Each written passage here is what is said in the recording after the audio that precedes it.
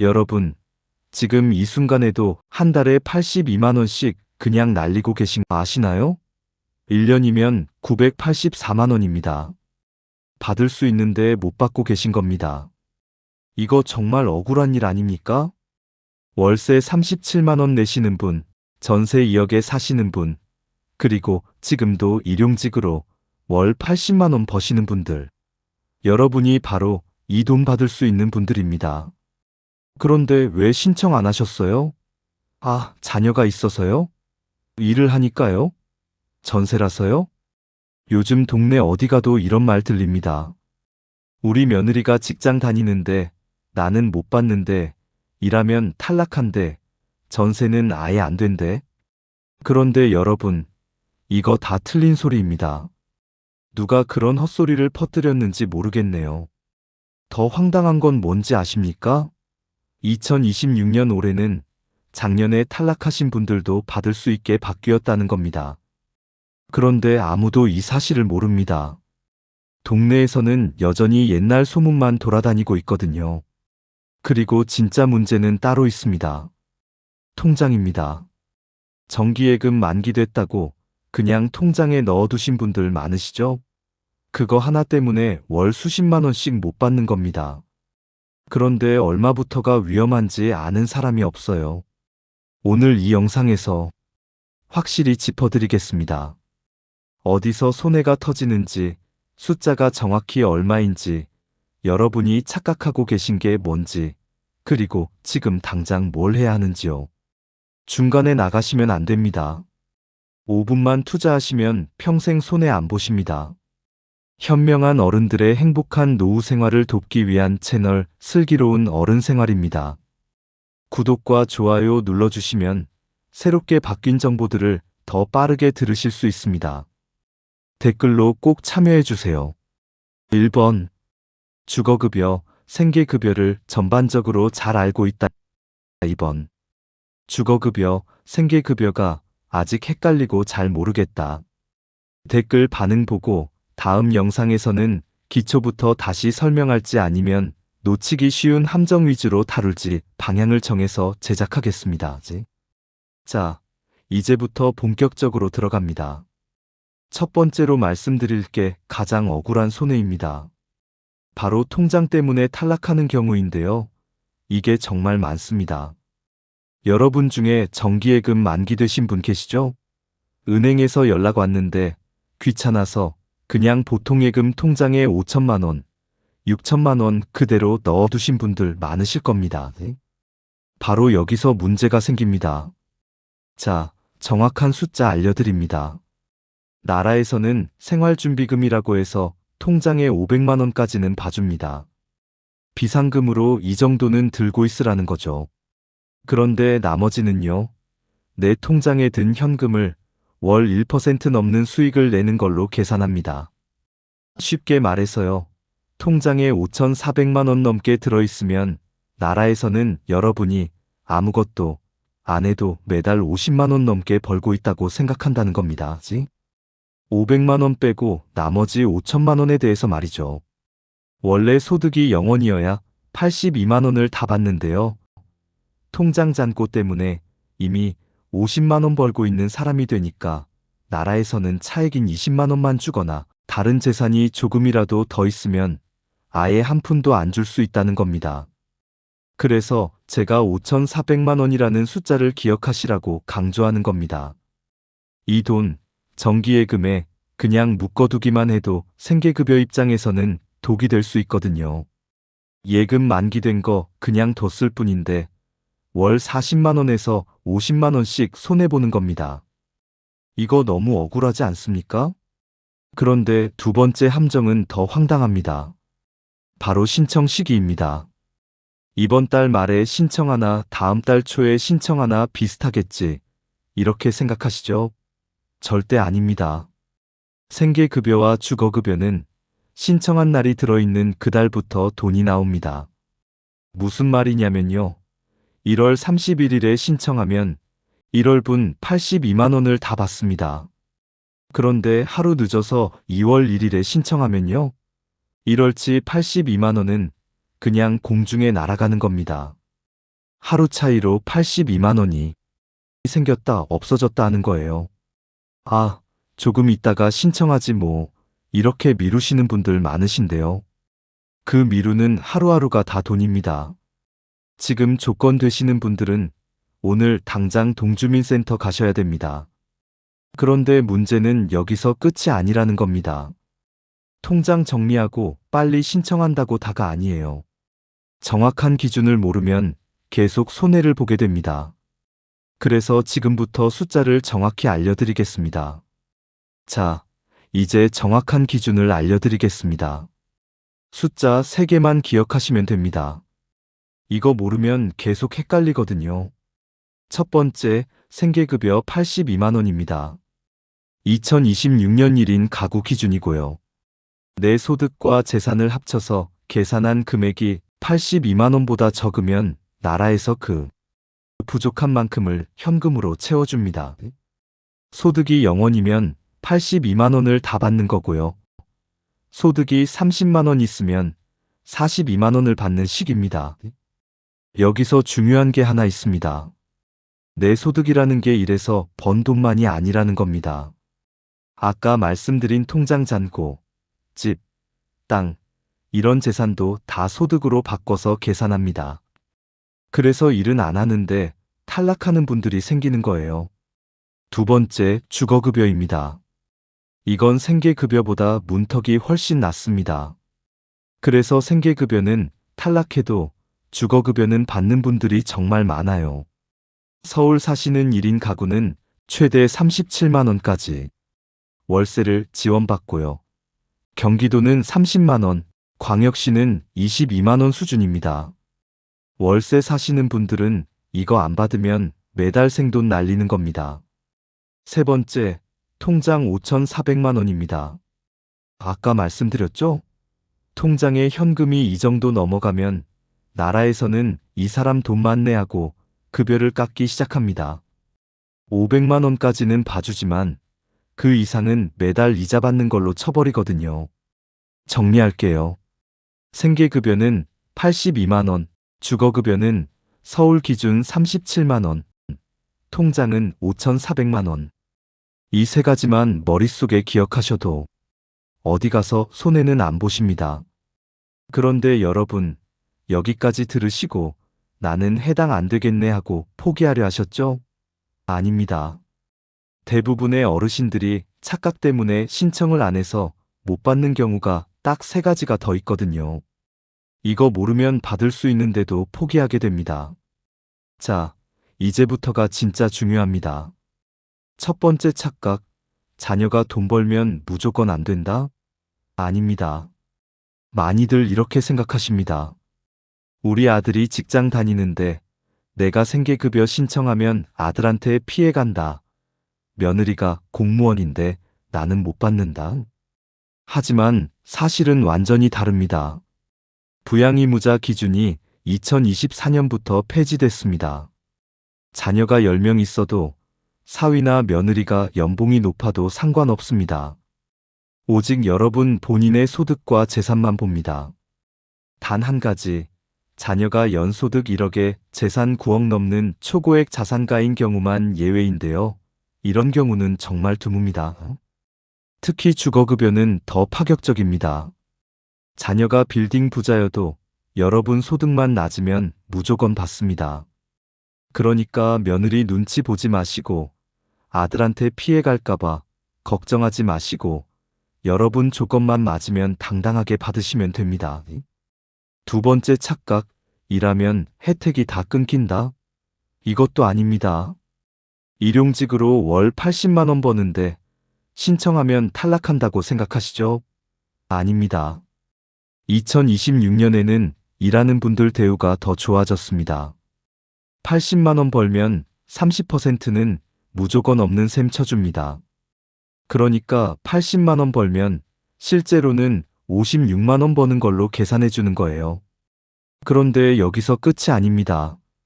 나이가 65세 이상이시면 추가로 더 많이 공제해 줍니다. 나라에서 일하시느라 고생하시니 돈 더 챙겨드릴게요 하는 거죠. 그래서 일을 하면서도 생계급여 받으시는 분들이 많습니다. 일 그만두고 82만 원만 받는 것보다 일하면서 80만 원 벌고 거기에 생계급여 조금이라도 더 받는 게 훨씬 낫잖아요. 일한다고 포기하지 마십시오. 세 번째 착각, 전세 살거나 내 집 있으면 안 된다? 이것도 완전히 틀렸습니다. 주거급여는 월세만 주는 게 아닙니다. 전세 사시는 분들도 받을 수 있고요. 심지어 내 집이 있어도 받을 수 있습니다. 전세는 보증금을 소득으로 환산하긴 하지만 월세보다 훨씬 유리하게 계산해 줍니다. 그리고 내 집이 있는 경우에는요, 이게 더 좋습니다. 수선 유지급여라고 해서 나라에서 최대 1,000만 원 넘는 돈을 들여서 지붕도 고치고 보일러도 바꿔줍니다. 도배, 장판, 싱크대, 화장실, 이런 거 다 지원 대상이에요. 이게 다 여러분 세금으로 운영되는 혜택인데 왜 포기하십니까?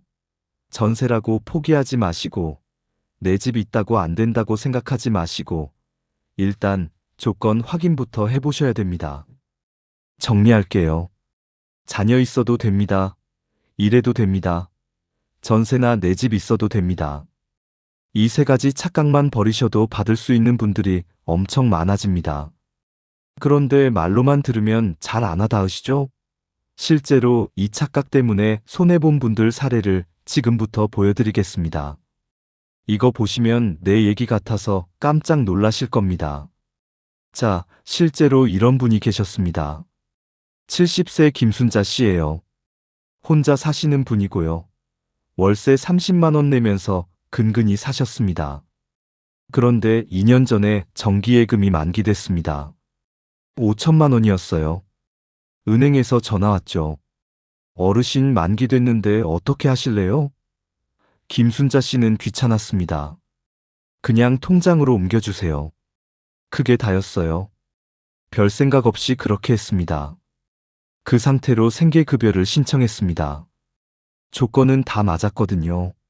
소득도 없고 혼자 살고 월세도 내고 있었으니까요. 그런데 결과는요? 탈락이었습니다.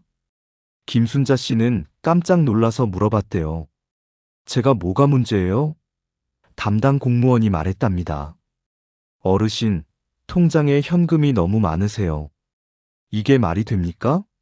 5천만 원이 그렇게 큰 돈인가요? 평생 모은 노후 자금인데요. 그런데 나라 계산법은 다릅니다. 아까 말씀드렸죠? 통장 현금은 500만 원 빼고 나머지를 매달 1% 넘는 이자로 칩니다. 4,500만 원이면요. 월 50만 원 가까이 소득으로 잡아버려요. 진짜로요. 그래서 어떻게 됐냐고요? 생계급여 82만 원 못 받았습니다. 주거급여도 깎였고요. 한 달에 40만 원 넘게 손해예요. 2년이면요. 1,000만 원 가까이 날린 겁니다. 1,000만 원. 정기예금 만기된 거 그냥 통장에 넣어뒀을 뿐인데 말이죠. 이게 얼마나 억울한 일입니까? 다행히 김순자 씨는 1년 후에 복지관에서 상담을 받았습니다. 그리고 통장 돈을 합법적으로 정리했어요. 꼭 필요한 병원비로 사용하고 노후를 위해 연금으로 전환하면서 현금 비중을 줄였죠. 그랬더니 재신청했을 때 통과됐고 지금은 생계급여 당당히 받고 계십니다.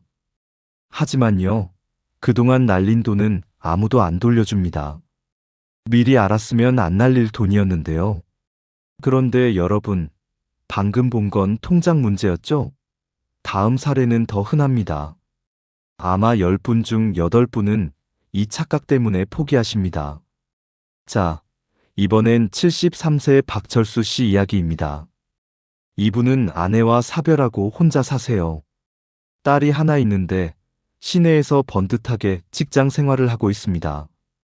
박철수 씨는 생활이 정말 빠듯했습니다. 국민연금 월 40만 원 받는 게 전부였거든요. 그런데 여기서 월세 25만 원 내고 나면요.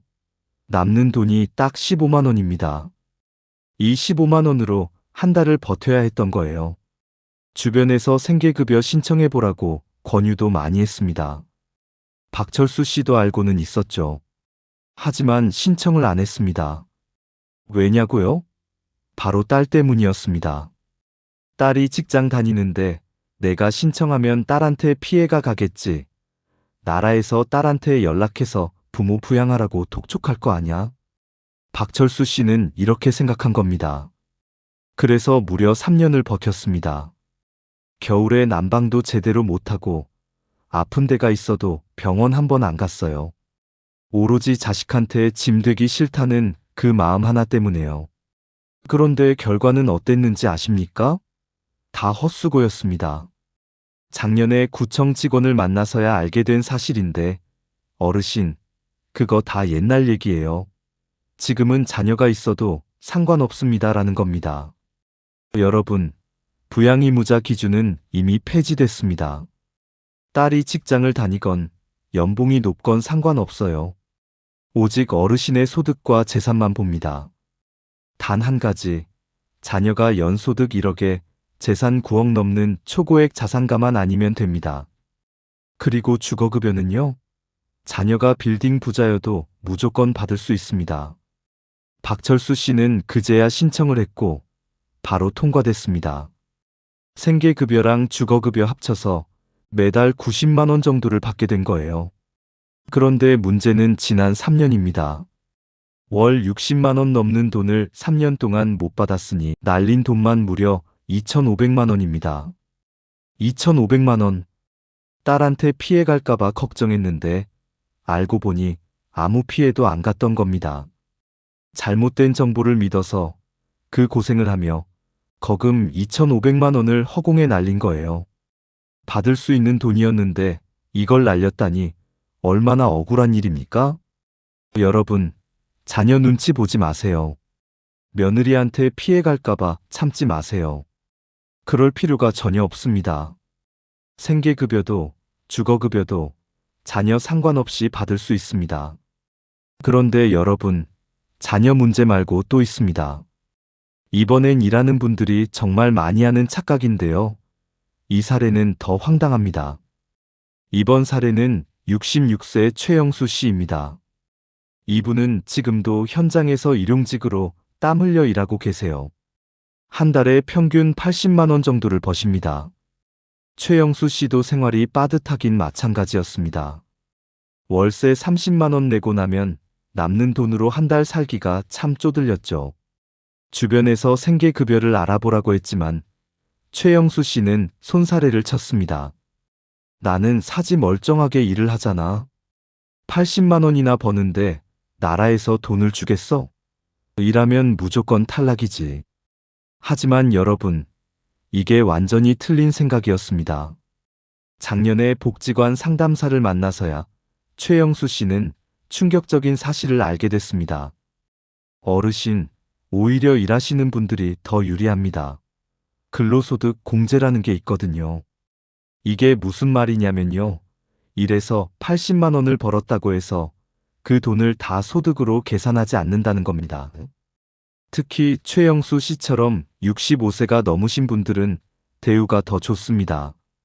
나라에서 어르신 고생하시니까 이만큼은 없는 셈 쳐드릴게요 하고 상당 부분을 빼준다는 거죠.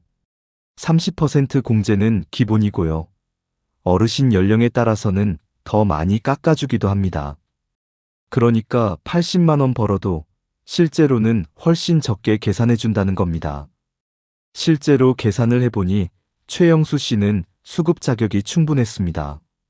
바로 신청을 했고 지금은 일해서 버는 80만 원에다가 나라에서 주는 지원금까지 합쳐서 매달 120만 원 넘는 돈으로 생활하고 계십니다. 일 그만두고 가만히 앉아서 82만 원만 받는 것보다 훨씬 형편이 좋아진 겁니다. 이게 맞죠? 그런데 문제는 역시나 시간이었습니다. 최영수 씨는 일하면 안 된다는 그 착각 하나 때문에 최소 2년은 그냥 날려버렸습니다. 월 37만 원씩 2년이면 960만 원입니다. 960만 원. 여러분, 일한다고 절대 포기하지 마세요. 나라에서는 땀 흘려 일하는 어르신들을 오히려 더 귀하게 대접해줍니다. 자, 지금까지 3가지 사례를 보셨죠? 통장 정리, 자녀 문제, 그리고 일하는 경우까지. 그럼 이제 여러분은 당장 뭘 해야 할까요? 지금부터가 진짜 실전입니다. 자, 지금부터 말씀드릴 10가지 중에서 하나라도 해당되면 바로 확인하셔야 합니다. 복잡하게 생각하지 마시고 하나씩 따라오세요. 첫 번째, 가족 수입니다. 혼자 사시는지, 부부가 사시는지부터 확인하세요. 1인 가구는 82만 원이지만 부부가 사시면 138만 원까지 기준이 쑥 올라갑니다. 가족이 많을수록 받을 수 있는 문턱이 낮아진다는 뜻이에요. 두 번째, 2026년 기준을 믿으세요. 작년에 아슬아슬하게 탈락하셨나요? 올해는 기준 중위소득이 역대급으로 올랐습니다. 작년에 안 됐던 분들, 올해는 무조건 다시 확인하셔야 해요. 조건이 완전히 달라졌거든요. 세 번째, 우리 동네 급지입니다. 주거급여는 서울이냐, 경기냐에 따라 받는 돈이 10만 원 이상 차이 납니다. 서울은 1급지, 경기는 2급지, 이것만 기억하셔도 절반은 아는 겁니다. 인터넷에 우리 동네 이름 치고 주거급여 급지 검색하시면 바로 나와요. 네 번째, 진짜 소득을 계산하세요. 국민연금, 기초연금, 용돈 다 합치되 일해서 번 돈은 30% 이상을 뚝 떼고 계산해 준다는 거, 이거 절대 잊으시면 안 됩니다. 80만 원 벌어도 56만 원으로 쳐준다는 거예요. 다섯 번째, 재산 공제입니다. 나 집 한 채 있는데 어떡하지? 걱정 마세요. 2026년 기준으로 서울은 1억 원 가까이 기본으로 빼줍니다. 집 있어도 받을 수 있는 분들 정말 많아요. 여섯 번째, 통장 잔고입니다. 오늘 영상의 핵심이죠. 현금 5,400만 원. 이 숫자가 넘어가면 나라 계산법은 아주 무서워집니다. 정기예금 만기된 거 그냥 통장에 넣어두셨다면 지금 당장 정리하셔야 돼요. 현금 비중을 줄이는 것, 이게 기술입니다. 일곱 번째, 자동차입니다. 차 있으면 무조건 안 된다는 건 거짓말이에요. 배기량 1600cc 미만의 10년 넘은 차는 재산 계산할 때 아주 유리합니다. 낡은 경차 한 대 있다고 신청조차 안 하는 실수는 하지 마세요. 여덟 번째, 계약서입니다. 월세든 전세든 임대차 계약서가 기본이지만요. 만약 계약서가 없다면 동네 통장님 확인이라도 받아서 주민센터 가세요. 방법은 다 있습니다. 아홉 번째, 부채입니다.